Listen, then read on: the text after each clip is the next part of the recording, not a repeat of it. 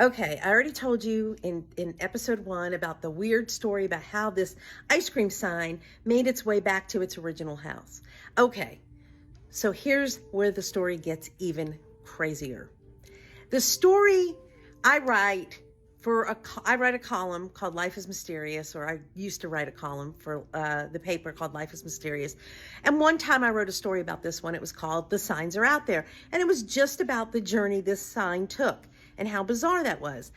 Okay. One day I get a call. So it goes on the internet. And one day I get a call from a magazine out of New York City called Guidepost Magazine. It's a Christian-based magazine. And they call me and they say, you know, it's so weird. We found your story called Life is Mysterious, and we like your writing style, and we want to know why you don't write for Guidepost Magazine, because it's that kind of stuff. And I said, I never thought about it. And he goes, how do all these weird things always happen to you that you keep writing about these stories? And I asked the editor, I said, well, how many writers do you contact to write for Guidepost Magazine? And he goes, I've never contacted writers to write for Guidepost Magazine. And then he went, oh, wow, I contacted you. That's another mystery. I was like, yeah, it is.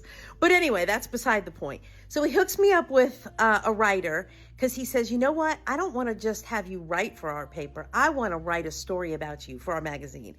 So he hooks me up with a guy. Hoffman was his last name.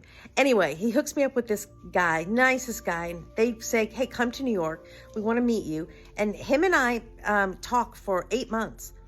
We finally go up to New York. We meet him.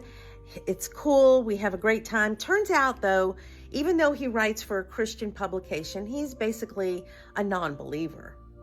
So we get to know each other, though. He writes a lovely article about me and about all the mysteries of my life and all that good stuff. But then one day we're talking, I come back to home and we're talking, and the article came out, and I thanked him for what a lovely article and all that. And we're talking, and I said, you know, we might not ever know why that ice cream sign traveled from one house to another. And he says, or we already know.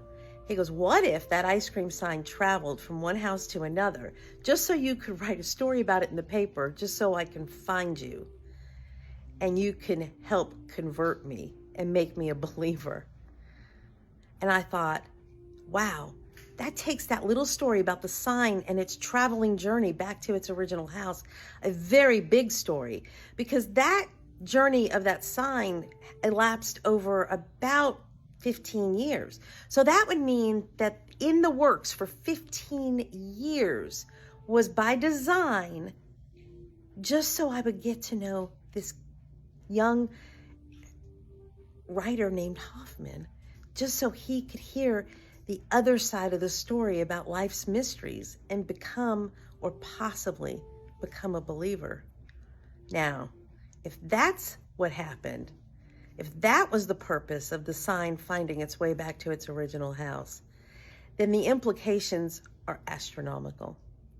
Then nothing is by chance, and everything is by design. Think about it.